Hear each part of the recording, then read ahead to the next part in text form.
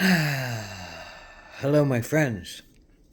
It is February the 15th, and this is a reading for you if this is your birth date. This is a four-card pull, a general energy card for the year to follow, a challenge you might face this year, an action you can take to help to stay in balance, and an outcome or synopsis card, another way to look at the year. So, this is the general energy card of the year, the flame. And the flame asks us to reflect upon, well, most spiritual traditions, have fire as part of their honoring. The flame, the candle, the light, the sacred will, the Thy will be done. It's the use of will. The flame, the fire, is about our use of our willpower. It's about our digestion. It's about our use of our will. It's about the burning of our anger, the burning of our passion, the burning of our desires, the burning of things, the burning of our physical body, and how much we use it or we don't use it. And many traditions believe, that at the center of our abdomen is the flame of our vitality, is the flame of our uh, of our fire and our sacred passion. And when that fire of the belly is connected into the heart, do we find the sacred flame, the flame that really says, well, I used to want to do that, but I don't want to do that anymore because I feel like I'm called to do this. Feels much more connected and spiritual and joyful and empowering and a bigger picture than myself.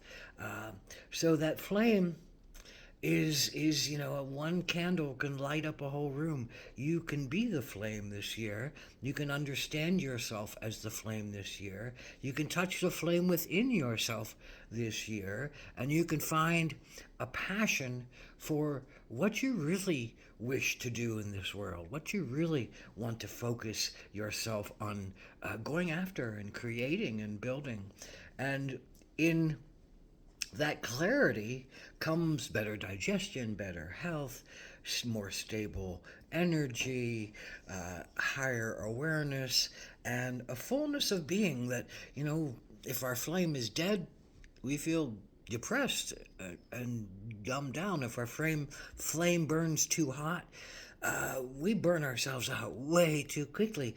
So the flame is something that we want to sustain, with a level of interaction that keeps persisting and keeps allowing that flame to be steady and solid and bright and glowing. So it's about many of the things that we do that don't support ourselves kind of dampen our flame, and many of the things that we do that do support ourselves, humanity, and ourselves, are brighten our flame. So it's learning how to balance yourself against those negative things that you hold within yourself, and remembering that, oh, I have flame. I can amp up my flame if it's too low, and I can do some things that really make me feel connected and joyful, and like my will is doing something bigger than just satisfying my small self, my small ego, my sense of I'm alone and abandoned and unlovable.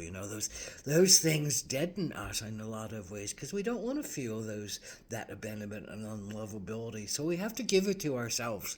We have to love ourselves, and the flame is really about learning how to love ourselves to the utmost, to give ourselves, what we truly need, and help us to thrive. But when it's connected to the heart, it understands that that's about everybody being able to do that. And we want that fire to be for everyone and for everyone to feel that flame of inspiration and power. And we recognize that flame in others, and we see it in other people's eyes, and we spark to it, and we build ourselves as light creatures and light beings. So with all that reflection, this year. Your challenge is the Four of Wands. Four of Wands is a stable place. Fours, a structure, a reality. Wands are about inspiration, fire, flame. Wands are about willpower, flame. Wands are about fire, flame. Wands are about sacred choice, flame. Fire. Wands are about feeling like you've balanced a lot of the energies around you and what you're choosing to do. Maybe you're choosing, to study some here. Maybe you look at it just the four directions. Maybe you've got your mind involved with something very fulfilling. Maybe you've got your body involved with some kind of exercise or yoga or something else, or taking care of it that's very fulfilling. Maybe you've got your emotions in a sweet place where you're able to be comfortable and vulnerable and share and feel like you're being heard and that you're hearing others and that your heart is open. And maybe you're balanced your will by doing all of these things and are following something that's very inspirational to you. That's the normal sense for the Four of Wands, but there's something blocking that. There's something stopping that right now.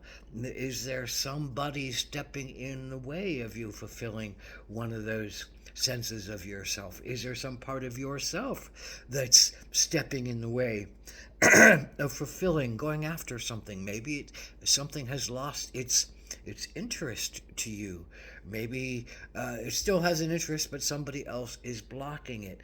Regardless, whether you're looking in at yourself or looking out at yourself, it's the time for fox and camouflage. Fox is really, the ability to be on the edge of the woods, watching for its family, protective of its circumference of being, able to hear amazing things and see amazing things and smell amazing things and be aware of amazing things because it can blend into the scenery. Fox, camouflage. This is a time to blend into the scenery a little bit. Make yourself not feel like you're listening when you are listening. And make yourself feel like you're not sensing when you are really sensing and understanding on deeper levels what is going on around you, what is going on inside of you. What has stopped giving you a sense of pleasure that you now say, well, what else can I put my will toward that would give me a better sense of pleasure? Can you replace some thing that you're doing with something that's better for you and healthier for you and more sacred for you? And that's really ultimately what this is all about.